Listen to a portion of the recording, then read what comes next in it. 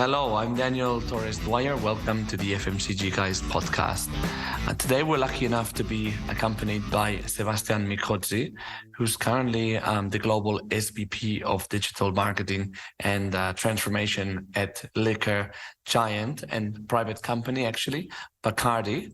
We're inviting him to the podcast to understand, of course, as usual, his career background, which is, you'll see, is very interesting, working for some of the big brands globally like PepsiCo or British American Tobacco, but then with the intention of going deep into branding, digital, talent, and lots more.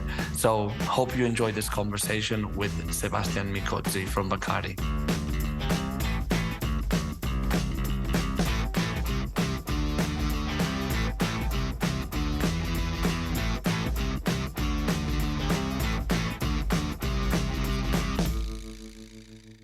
Hi, Sebastian. Welcome to the show. Can you tell the audience a bit about yourself to get acquainted with you?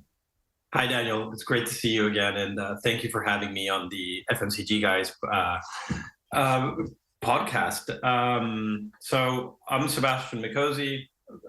In a nutshell, I'm from Argentina. I've been living in London for quite a long time. As you know, I've lived in Spain.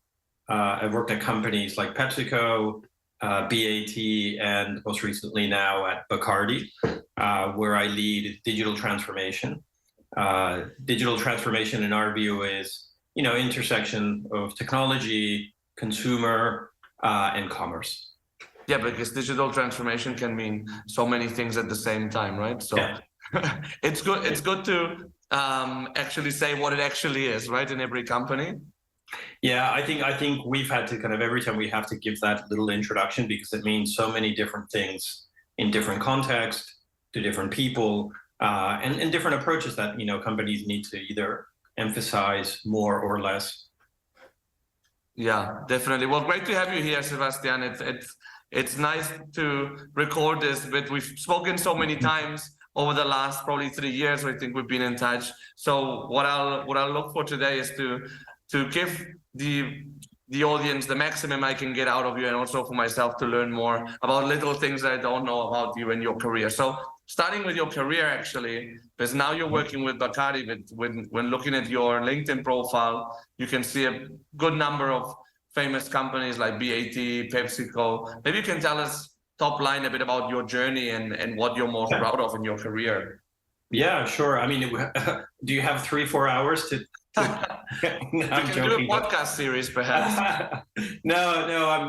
I say that jokingly because I feel I've done a lot of things. They're all very much in consumer related in some way, but I've done many things. So if I go all the way back when I was an intern, I worked in advertising agencies because I love creativity.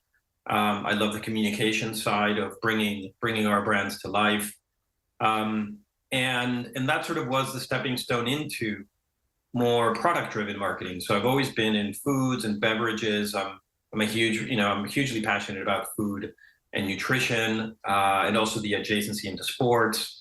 So, and I also really like challenger theory. So how do you take on, the incumbent leader of a category, i.e. Pepsi versus Coke? And that was a huge part of the ethos and also of the time I spent within PepsiCo. Ideally thinking about traditionally red markets that we might be able to flip and turn blue. I've worked on many brands within PepsiCo. I got a chance to work on Gatorade. Like I said, I'm very much in sports, so the opportunity to work on a brand, the world's biggest sports nutrition brand, is also quite interesting. We did a lot of product innovation. We had some very, very, very ambitious leadership that really pushed us to think as big as possible. Really, I love this idea that we took on from one of our leaders, which said, we're a brand that aspires to fulfill anything that an athlete puts into their body before, during, or after sports. And I was like, wow, how big is that? Yeah, amazing. I worked at BAT. When you think about tobacco, you don't really naturally think about marketing anymore. It had its heyday, but your initial reaction is it's no longer at the crest. And actually, I think that's a misconception. I think the reinvention of nicotine use, the reinvention of tobacco, is probably the most challenging, the most intellectually interesting, if not controversial, marketing briefs in the world. You know, we're in an age of impact investing or of social impact companies. How do you reposition? How do you reimagine that industry for the current times with a completely different set of consumer needs and also a completely different arc of possibilities for brands with the next generation devices and next generation businesses? We were able to start creating and imagining and designing experiences that in the past you could actually not deliver with the old way of looking at the category. I found it quite interesting. And for me, Bacardi is really interesting because it's the first time I work in a privately held company. That brings with it some other interesting dynamics in terms of accountability. It also brings a ruthless sense of prioritization. You know, there is not an infinite supply of resources, so therefore it forces you to prioritize, it forces you to deliver, it forces you to make choices, which is what, you know, we were always taught strategy is all about. Yeah, no, it's interesting as well what you said about challenger brands and versus like what's I don't know how you call the opposite of a challenger brand. Is there a name for that? There's many brands for it, many names for it. So I think like the word I like to use is incumbent. There are many brands who are number one in their tightly defined category, but they're there just because they're there. Yeah. You know, maybe a long time ago they might have earned their number one spot, but for a long time they're just mature, probably milking profit, probably not innovating enough, probably a little bit behind the curve in terms of culture change and things like that. And they're just ready for a challenger to come and knock them off their pedestal, you know, with a new business model, with a fresh brand approach, with a very, you know, like silver bullet piece of innovation. I love that. And it's just a permanent lesson for us to, you know, not take your position for granted. Yeah. No, and you're right, Sebastian, that we could have spent 3-4 hours going over your experience, because also I think that with BAT, for example, and you know, I won't make you go there now, but that could be a great topic as well about like, it's really like tobacco is a great example of an industry that's had to self-disrupt in that way. No, and I know that you were doing marketing transformation there as well. So it's all about like really like changing your whole approach and your whole business model and your whole products to survive in some way, no? Yeah, 100%. And I think one of the things you need to think about is, you know, there was an old business model that drove a set of requirements from the different functions within the company. Yeah. So that old model required certain skills and capabilities from the marketeers, from the commercial function, and so forth. The new business model, that self-disruption created a whole new set of products and channels and go-to-market, which required completely different skills. I remember I was really blown away when I first heard the R&D people talking about that. You know, they would have to build a whole new capabilities in the area of electronics and batteries. And for a moment I thought, oh my God, what's, you know, that, and then you say, oh yeah, you're right. It does mean that. So effectively we're starting to become a, you know, like a consumer electronics company or a health tech company. Yeah. That's very different, you know, and if you're a marketeer, all of a sudden you're in the cycle of like iPhone releases. You know, every 6 months you've got to release a new feature, a new device, a new design, a new material, you know, and then, for example, in one discussion, I found this fascinating. We went from talking about brand identity to actually talking about how the device feels in people's hands, because that's the device spends a lot of time in somebody's hand. Yeah. Feeling is probably more important than whatever we wrote on a piece of paper about the brand's positioning. Yeah, no, definitely. And thinking about tobacco as well, and this is the last thing, I promise. That's all right. I'm happy to talk about all the experiences. In some way, from a brand marketing perspective, it's probably more similar to what tobacco was 40 years ago than what it was 10 years ago, no? Because with all the restrictions coming into the branding, it was more like a commodity than an aspirational product in some way. Yep. Yeah. And if you think about it, CPG or FMCG, depending what side of the Atlantic you're on. In this podcast, FMCG. In our partner podcast in the US, CPG. Okay. So all of us that have grown up in the physical goods, consumer goods kind of space. Yeah. I think my realization, and this is something I didn't really grasp at the beginning of my career, was we operate in a world, I think, of branded commodities. The underlying product, Coke versus Pepsi, Evian versus some other water brand, cigarette A versus cigarette B. I'm not too sure how much difference there is. Now, although I do think we do need to invest in product, we need to invest in differentiation, we need to kind of design a product that fits a specific need and a specific audience, and not just kind of try to go after everybody. It still is not enough, though. And that's where we started overlaying branding, right? Can we take this sort of 80% commodity and use marketing to make it 150% different from our competitors, and distinct and salient and all of that? And now I think we're on the next phase, which is, okay, I've got a product that is differentiated. I've got a brand which is salient. Can I now have a service model, a route to market, a fulfillment in e-com terms, service that is differentiated, that is faster, that is cheaper, that is better, that is more tailored? So we're finding, continuously adding layers and layers and layers to the overall proposition to get away from where we started maybe, 50 or, in my case, 25 years ago. Yeah. Yeah. Do you think that that's like the key difference in the branding that you knew at the beginning of your career or in school then versus now? I think there's a few differences. I think that definitely is one of them, but I think there's many more. So number one, I think I have a much greater respect, therefore, for the product design people and product development people. Because I think in the past we undervalued product because we thought that branding would solve everything. So I think there's a greater partnership needed with product designers to help map product evolution, new features, new functionalities, new ways of tailoring, and so forth. So I think that's like one big pivot. And I think if working together, I think we can, create a lot of magic. I think the other thing that's changed is also the pace. Clearly when you look at an innovation calendar of today, and I mean innovation broadly. I mean innovation from the MarTech perspective. I look at innovation from a product perspective, or channel perspective, or content perspective. The calendars are far more crowded than they were before. I think when I started working a long time ago, we would do one or two big anthemic brand equity building campaigns per year. And I'm talking about on very big brands. And now if you look at our calendars, if you look at our social calendars are, they're detailed down to onto a daily basis.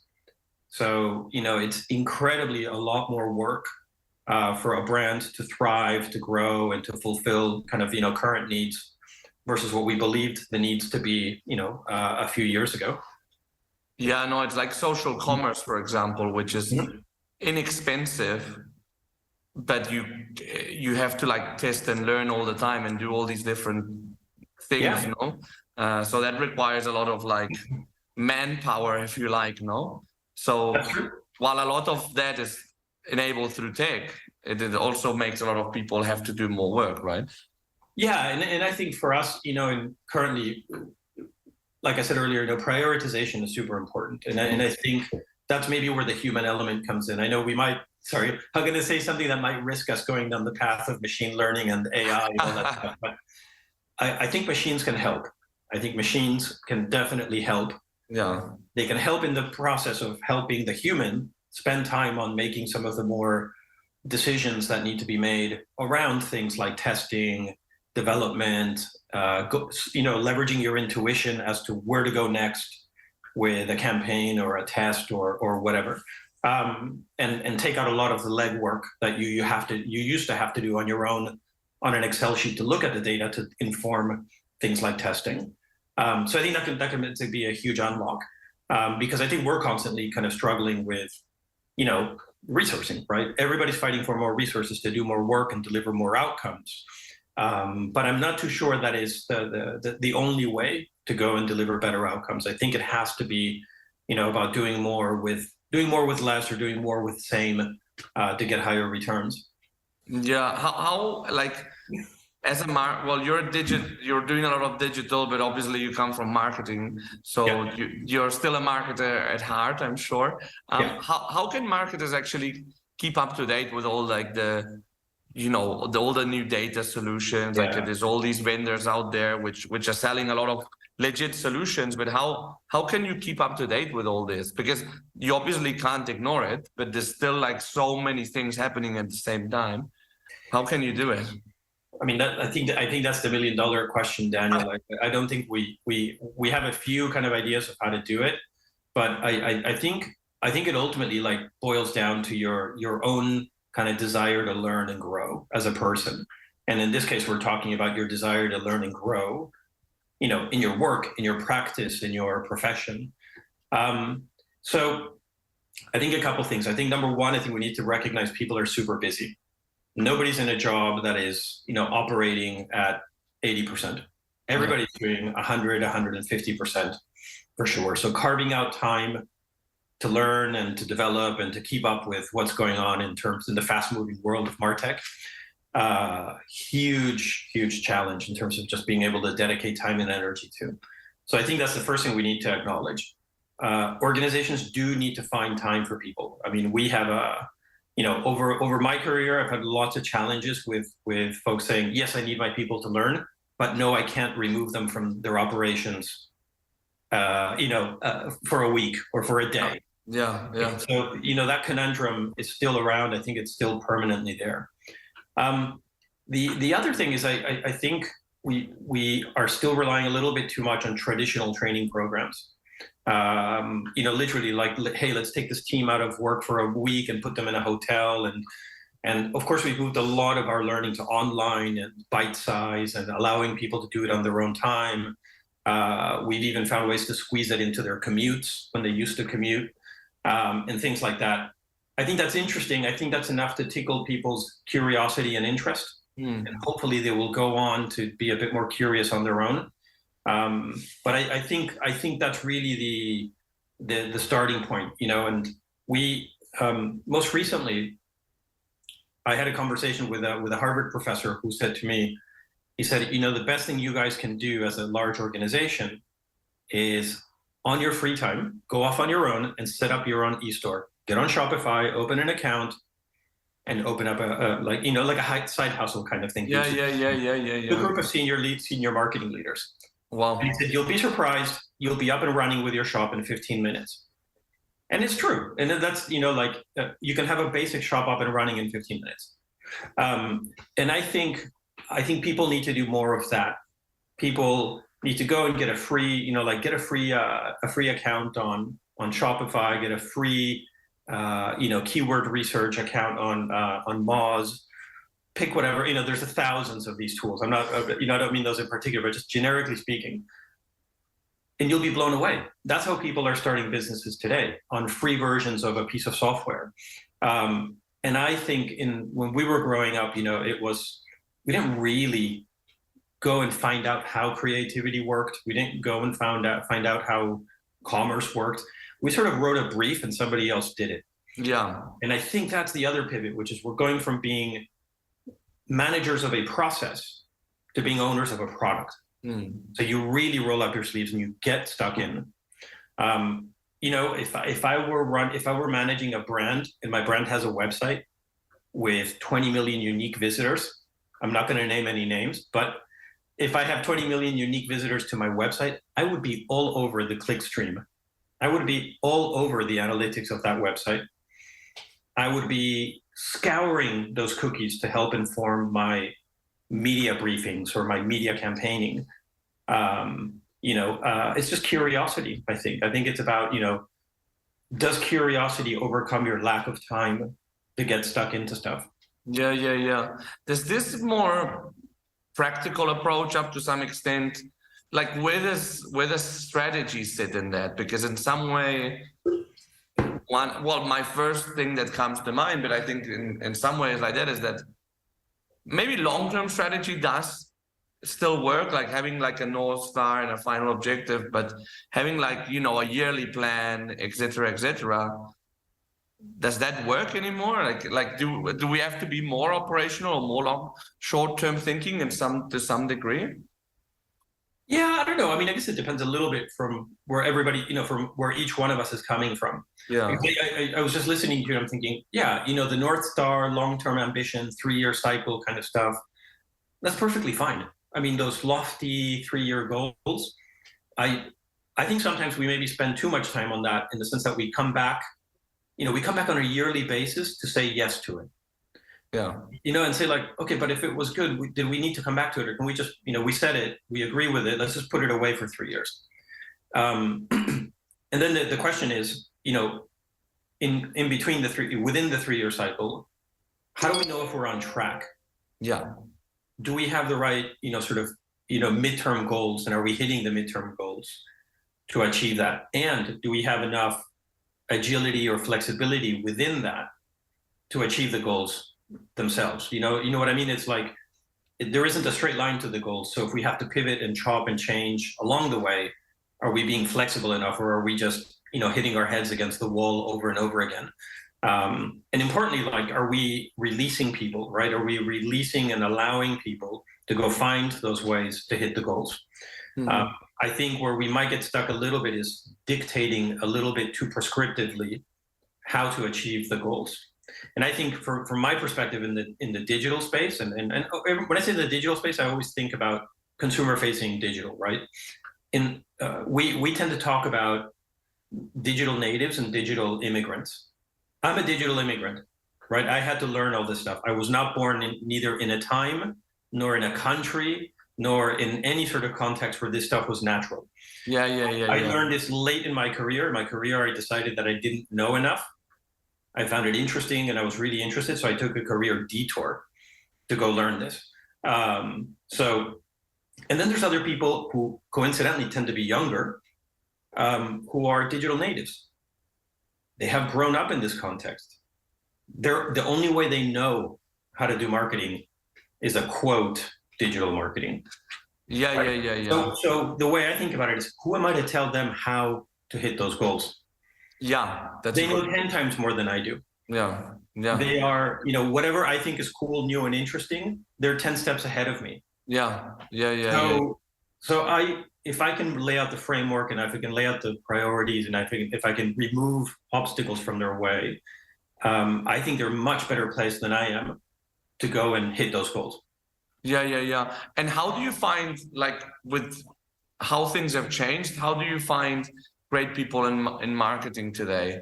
And we can talk about two aspects. One is their marketing skills and vision, if you like, and the second one is the leadership aspect of that. But we can go one by one if you like. Yeah, and I think so you said leadership second, and what was the first one? The first one is more like the core marketing skills. Yeah, like their vision for brand and so on. Yeah. I mean, it's a huge question, right? Because if you can get the people element in place well, all the work then becomes a lot easier. Yeah. So I think the two things you just talked about are kind of interrelated. I think number one, good brand visioning, good brand strategy, those are the kind of things that I think a few of us tend to think that's like the laws of physics. In generally speaking, the laws of physics don't change. You know, and you've got a map where your sources of revenue are going to be, what are the consumer trends that are helping or hindering you. You've got to figure out what makes your brand distinct, unique, first, or different, or something that nobody else has, and what your USP is, and all those are I think are still kind of invaluable tools that every marketeer needs to have to be really good at championing a brand.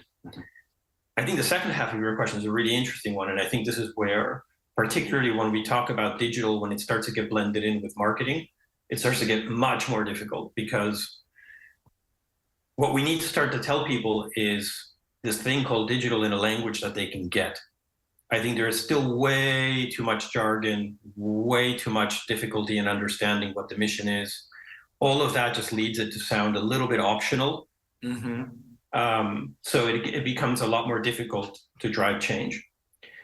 I think in terms of the talent that you need to bring, I think really the best word that I tend to have, like we tend to use in a lot of organizations the word like alignment. Oh, have you aligned this guy or aligned this person and that? And, and I've always struggled with that word. And I think the best word I found it to think about is diplomacy. Right? And I remember reading in a definition that said diplomacy is the art of getting people to your conclusion, and something like they're enjoying the ride or something like that. It's a bad way of saying it. But diplomacy is sort of just bringing people on board. Hey, here's an idea. Do you subscribe to it? How can I help you to subscribe to my idea? And I think getting that fellowship, getting that, getting people on board with your idea is a much stronger word than alignment, because alignment just have you brought them in line? Yeah, that's true. It's a non-negative. Yeah, it's like a necessary evil kind of thing. Exactly. And I think when you approach it that way, you're not inspiring. Yeah, and it's you're true not setting a future picture. Yeah, making people go like, wow, holy shit, that's amazing. I never thought that was possible. You're just trying to you're trying to avoid the no only. Yeah. And I think that's a very different thing. So we try to not to use the word alignment. We try to use the word more about, like we have a lot of missionary work. We have a lot of education work to do. We understand that a lot of the stuff that we might be thinking is slightly academic and intangible at the moment because it's not proven. We operate in a lot of spaces that are not proven. And people like proven stuff. The reality is that a lot of people like proven stuff. A few people are willing to test unproven ideas. So, and they require different approaches. And so I think that, going back to your question on talent, people with high empathy, high interpersonal skills, high adaptability to adapt how they tell their story depending on who they're speaking and engaging with is super, super important. Yeah, no, definitely. And I think from a probably more senior position aspect, and that's something that you said, and I'll add to this, Sebastian, is the fact of really fostering this bottom-up approach, and really especially with this generational change, to really make the people that are younger empowered so they can then make an impact on the business, ultimately. And when you're hiring a director already, you need somebody like that, Yeah, and well, I mean, it's really interesting if you think about it, getting really specific, if you think about the sort of roughly the life stage, career stage that this director that you're talking about would be in, what's their life been, when roughly were they born, what context were they brought up in, and how do they view the world? Do they view the world glass half full, where there is a possibility of abundant growth for their brand? Have they grown up in a world where innovation is just the normal? I think that really shapes their thinking and shapes the way they engage with other people within the organization. Yeah, no, definitely. And given all the changes that we've seen in marketing, why and in marketing and even in sales, for example, why are job descriptions that they still look the same as they looked like when I started in headhunting 10 years ago? And in 10 years, things have changed a lot. Yeah, that's a great question. God, I mean, so we did an exercise recently where we picked a few role specs, looked at them and updated them. Because you're right, the whether it was the internal talent team or external partners like you, they were being given briefs that roughly looked kind of the same as they did look, when I got hired for a brand manager job at Pepsi ages ago, that kind of that. So, develop packaging, develop communications, look at in-store work, collaborate well with the field force. I think a lot of that stuff hasn't changed a lot, but and I think it's all necessary. It might be of a slightly lower priority when you're forced to prioritize some things. I'll give you an example. Why would we be asking a spec to contain point of sale material, for example, in a category that no longer makes point of sale material due to regulation? And I'm going all the way back to BAT as an example, right? Mm-hmm. Or brand visual identity when you're no longer allowed to brand packaging. Don't need the skill anymore. However, you might need first-party data, CRM, .com, or digital B2B, skills to market on a B2B platform, for example. Yeah. So it's a really interesting one. I don't think a lot of people feel comfortable with change, because if you hire somebody on a spec that everybody can agree with, and it doesn't go well, the spec was wrong. So I'm sorry, the individual was wrong, not the spec. I think if you change the spec and it's a spec that nobody's is quote unproven, and it goes wrong, it was probably, that small management team's poor choices that led to the recruitment of the wrong type of person. And I think managing risk, particularly around people and talent, is very risky. We tend to focus on risk in terms of like business risk, P&L risk. I'm not too sure we feel very comfortable about talking about human capital risk. Yeah. And talent risk in equal measures. No, it's surprising sometimes, in my headhunting life, that obviously I think that there's a lot of hiring managers. I'm surprised because normally, the hiring managers that I work with, or people that I know, the people that have done very well in their career, they don't sometimes want to get involved actively in the recruitment of their people in their team, and that's really gonna make or break them at the end as leaders. And you just waste. We've all worked with people that haven't worked out, and it's like such a painful exercise for all parts that it's surprising that they don't get more involved, and sometimes they treat it more like a commodity than actually a game change, something that will really make an impact on their work and their lives. Yeah, and I think building on your point, I think there's two things. Number one, you yourself are in a very delicate position, right? Because you look at that brief and you can see these things. You see these things, and you're saying, I wonder. You're probably thinking, God, I wish I could have a cup of coffee with them and just like talk through this. Say like, hey, 20% of this spec is just irrelevant. Yeah. Out of date. Yeah. Could you consider A, B, and C, because these are the things that are coming over the next 2 to 5 years, and hopefully this role and this individual will be in that role for that horizon. So you need to think ahead. I'm with you. I think maybe not all clients will want to listen to that. They don't want to hear that. They have the other factor. The other factor is, shit, I have an open role and it's creating work for me. It's a gap. Yeah. I need to close the gap. And I don't have time to ask these interesting questions. They're interesting, but I just don't have time for it. Yeah. So I think that's something that we could probably do better from the client side, which is, yes, there's a sense of urgency, but we can't compromise quality of the process or of the brief or of the individual just for the sake of urgency. Yeah, I mean, in my case, and I think this is a headhunting conversation, but I think it's very relevant to everybody. For me, it's a lot about to really know what the job and the organization is about, and the leader that the people are going to work for is about. For me, the briefing call at the beginning of the search, and probably I know the hiring manager already, but the briefing call and really getting a real feel for what the job is, where the organization is super important, because I can later transmit it to the candidates. And when it comes to job descriptions, I always manage expectation as I say, look, this is a job description. It's a job description. So if you think that from what I'm telling you about the role, which is what they've told me, it can make sense to you, have a conversation with them, and then you'll learn more. Yeah. Further than this generic job description. So I think we're getting to a type of paradigm where job description, a lot of times it's just becoming a bit of a rubber stamp of something that gives certainty to the candidates that a job actually exists. And then it's all more about having that conversation, because really jobs are becoming more and more fluid as well. So it's more about getting a feel of A, what the role is on paper, but B, what that role means to the organization and how it can transform in the next 2 years.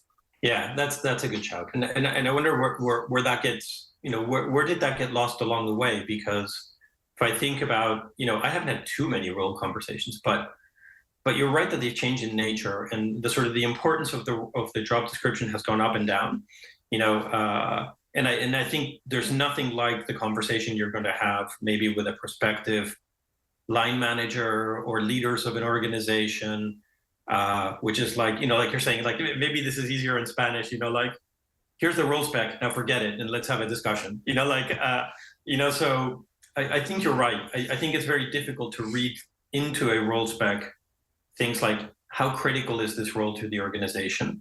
What's happening in the organization that makes this job super critical or important or meaningful in the next couple of years? Yeah. What is the various stakeholders' interpretations of the need of the delivery of that role? I don't think you'll ever get that from a piece of paper. And probably you'll get, firstly, I think what you'll get is different versions of that truth from the different stakeholders. You might get a situation where actually, the paper is underselling you the role because maybe there's a lot more energy and urgency and the way, a senior leader will talk to you about the need for that role than what you will get from a minimal job description. Yeah, I think that job descriptions more and more are becoming like an extension of the job contract, right? Where it says, hey, it says that I'm going to manage X number of people and I'm going to have that accountability, but that is very different to the day-to-day, right? So. Yeah, exactly. And then can I add a third dimension, which is, hey, your job is what you make it.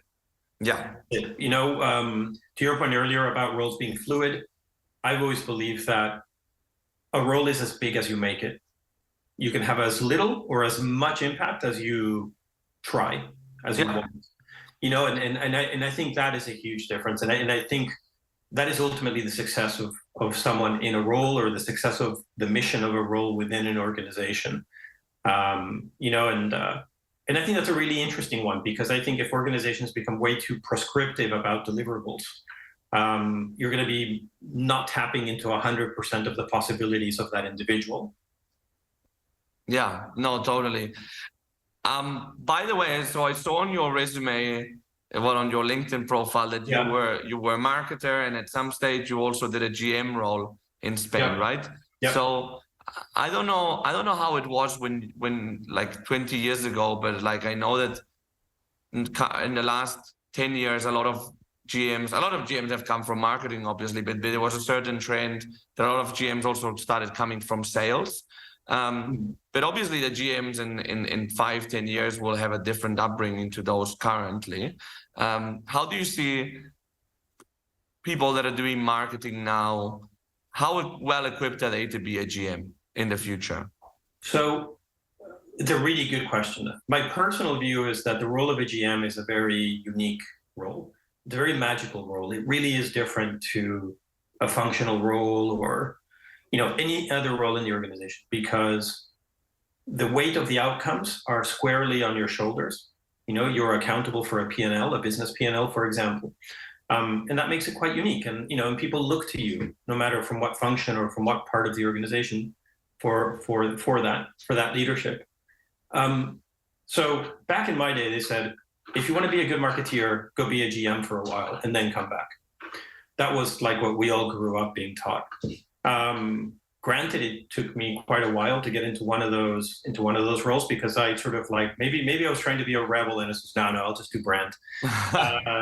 So my one piece of advice to people today is for you to be a great marketeer going forward. Of course, you do need to spend some time in the world of MarTech, in the world of digital, learning these new tools, channels, and skills. But at the same time, I think you should specifically spend time in a sort of P&L commerce-related role as well. So think of an e-com GM role or an e-com commercial role or a D2C type role, where equally you will have P&L accountability, you have sales targets, you will have a marketing budget, you will have some sort of OpEx, operating expense, usually people to help you deliver that. I think it's the most wonderful thing you can do because you have to make choices within the P&L. There is no infinite pot of money. There are people to lead. There are people who will look to you for leadership and for answers and for certainty and for at least listening. So I think it's the exact same thing, just replicated in a slightly different way because of the the changing, route to consumer, but it is effectively the same thing. So I think it's critical, like unless you want to be a very deeply functional marketeer, that you spend some time on the commercial front line with that level of accountability. It's a must.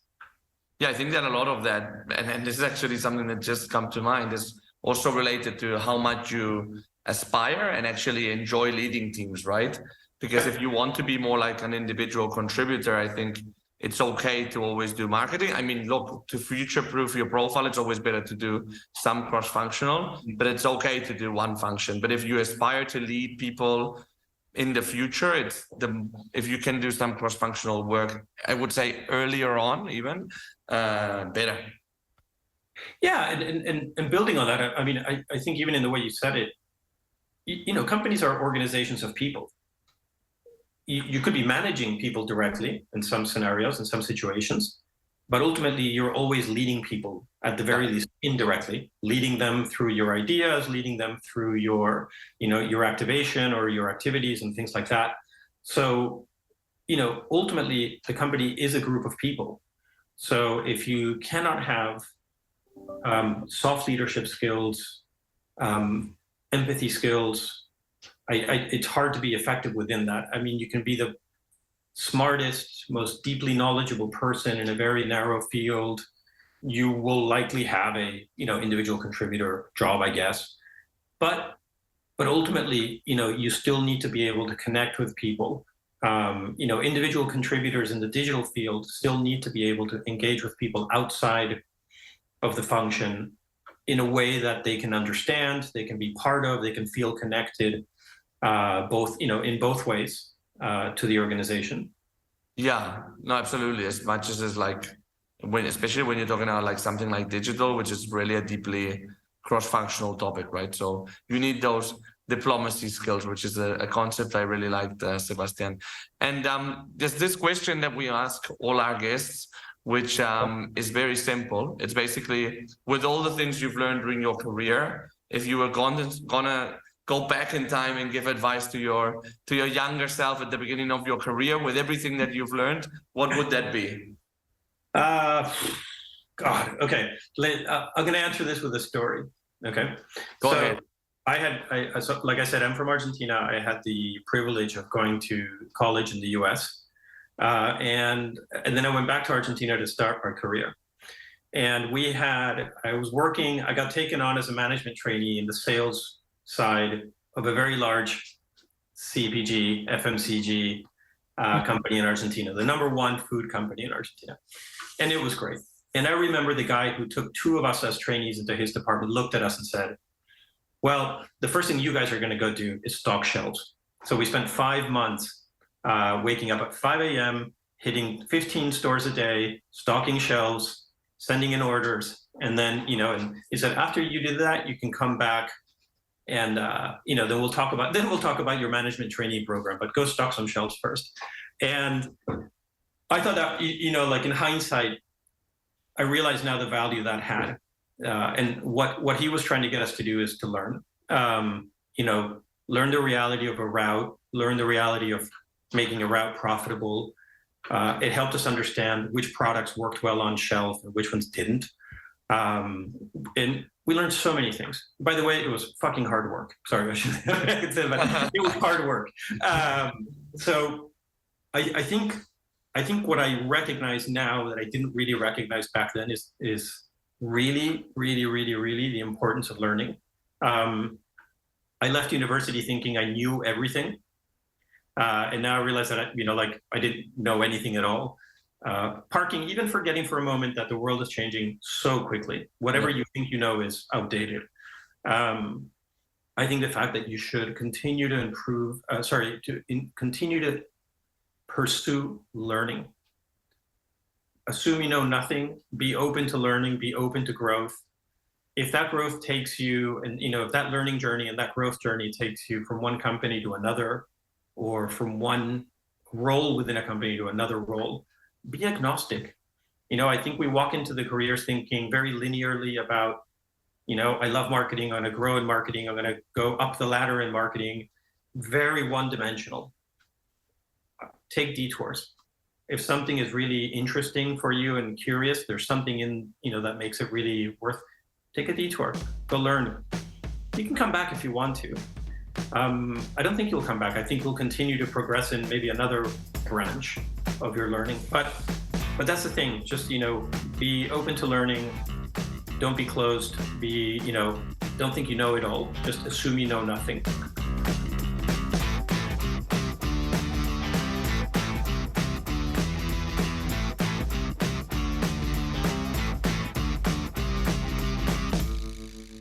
This was Sebastian Micozzi, Global SVP Digital Marketing and Transformation at Bacardi. Really enjoyed this conversation, and my personal takeaways are a continuous desire to learn and grow. That's really drive his career. And thinking about it, a lot of the people that I know that have done well in their career haven't necessarily gone after a title or after their ego, and really about growing, and they've changed when they don't feel like they're learning anymore. Also about training, I thought it was very interesting that organizations probably should adapt the way they train their people, both for learning and also actually for engagement when you come to think about it. And also the change of marketing skills, I think, was very interesting, as well as he mentioned diplomacy, which is really knowing how to navigate internal politics, which will be super valuable in the future, especially as we go into a more individualized world. And finally, the fact of being a GM, one to continuously reflect on, will they come from marketing? Will they not? Well, basically, I think the way that Sebastian put it is that it doesn't really matter. You gotta try to drive yourself into that. So these were my conclusions. Again, hope you enjoyed the show. Remember to follow us on LinkedIn if you're not yet. You can also, and actually that would be very helpful, leave us a review in the note below. And we'll see you in the next episode of the FMCG Guys. Have a great day.